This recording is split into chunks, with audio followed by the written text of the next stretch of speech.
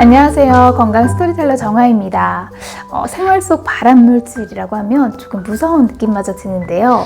실제 생활 속에 만연하게 퍼져 있어서 우리가 아무렇지 않게 사용하게 되는 암을 유발하는 습관들에 대한 이야기입니다. MD 앤더슨 암센터에서 발표한 가정에서 독소를 피할 수 있는 방법의 내용을 바탕으로 말씀드리도록 할게요. 우리 환우님들이 가정 속에서 지켜야 할 필수 습관 첫 번째는요, 방 속 향기에 주의하자입니다. 집안의 분위기를 바꾸기 위해서 은은한 향기를 내뿜는 방향제, 디퓨저 혹은 향초를 사용하시는 분들도 계실 텐데요.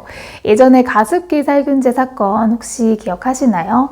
이 공기 중에 휘발되는 물질이 인체에 심각한 영향을 끼칠 수 있다는 걸 잘 보여준 사례입니다. 공기 중에 휘발되는 우리 생활 속 용품 중에 디퓨저, 방향제 이런 제품들도 포함이 되어 있습니다. 그래서 저희 집은요, 은은한 향기를 포기하고도 절대 사용하지 않는 게 바로 디퓨저인데요. 디퓨저는 향이 나는 재료를 휘발성 유기 화합물에 녹여서 만든 건데, 그렇다 보니까 디퓨저에 향료, 벤질 알코올, 그리고 벤조페논과 같은 화학물질이 들어가 있고, 특히 리모넨이라는 성분은 이 공기 중에 오존과 만나면 발암물질인 포르말데히드로 변하고요. 이 물질은 천식을 유발시킬 수 있는 성분입니다. 그래서 조금 예민하신 분들은 이 밀폐된 공간에 계속 계시면 뭔가 기침이 나오거나 또 머리가 아프다 이렇게 느끼시는 분들도 계실 거예요. 노출되지 않는 가장 좋은 방법은 이 디퓨저 제품을 사용하지 않는 것이고요. 만약 사용하고 계시다면 환기를 자주 시켜주셔야 되고, 가급적이면 이 향 속에 오래 머물지 않는 것이 중요합니다. 사실 이 방 안의 냄새는 조금만 지혜를 발휘하면 쉽게 잡을 수도 있는데요.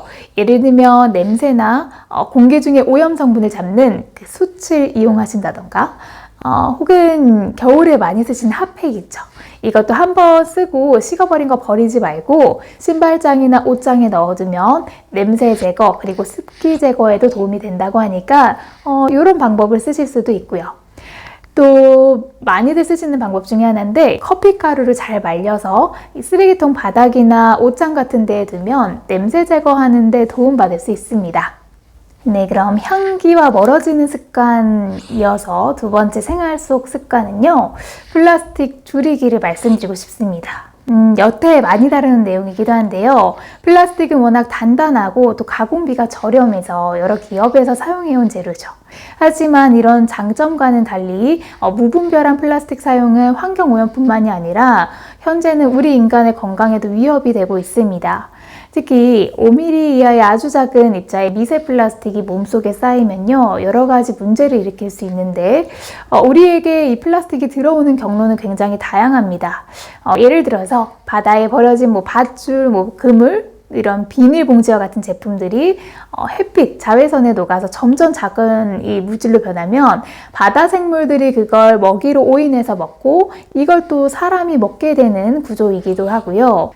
또 이런 음식으로의 섭취뿐만이 아니라 우리가 사용하는 물건을 통해 먹을 수도 있는데, 가끔 어떤 식당 가보면 팔팔 끓는 그 뜨거운 국물에 커다란 플라스틱 용기를 떠서 사용하시는 분들도 계시더라고요. 또 우리가 물건 사고 받는 영수증, 여기에도 비스페놀 A가 사용돼서 큰 논란이 되기도 했습니다. 방금 말씀드린 비스페놀 A는 체내에 들어오면 호르몬처럼 작용해서 호르몬 이상을 일으키고, 그럼 내분비계 장애를 일으켜서 유방암, 불임, 성조숙증과 같은 유해성이 있는 물질입니다. 물건을 만짐으로써 충분히 피부를 통해 흡수가 될 수가 있고요. 그래서 요즘은 이 비스페놀 A가 사용되지 않습니다를 입증하는 BPA 프리 영수증이 사용되는 곳도 있기는 합니다. 다만 이 영수증을 자주 만질 수밖에 없는 마트 직원분들 같은 경우에는 장갑을 꼭 착용해 주셨으면 좋겠습니다. 모든 미세 플라스틱은 우리 생활에서 완전 없을 수는 없지만, 이 집안에서 사용하는 물병의 소재를 유리나 스테인리스로 바꾼다던가, 아니면 음식 저장하실 때도 플라스틱 통에 저장하지 마시고 유리를 사용하는 게 가장 좋고요. 또 어린 아이들이 있는 집이라면 장난감을 주의해서 살펴보시는 것도 필요할 것 같아요. 하루 종일 플라스틱을 입에 물고 있지는 않은지, 아니면 색이 벗겨지는 플라스틱 장난감을 씹고 있지는 않는지, 이런 것도 보실 필요가 있을 것 같습니다.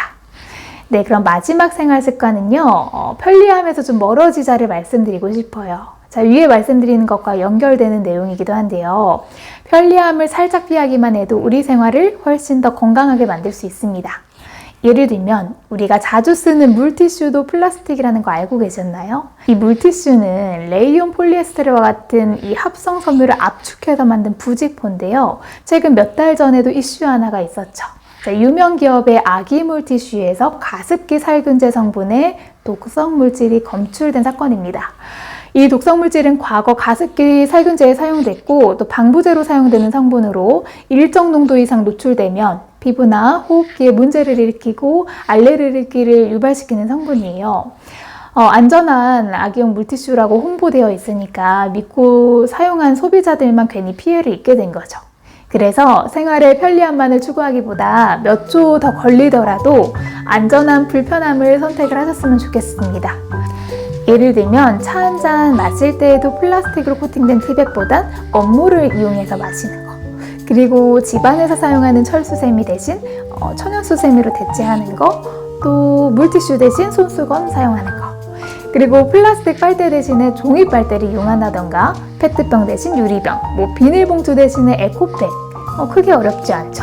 완벽한 편리함은 없는 것 같아요. 실제 세상이 진화하고 편리해진과 동시에 환경의 변화에 따른 질병도 많이 생겨나고 있잖아요.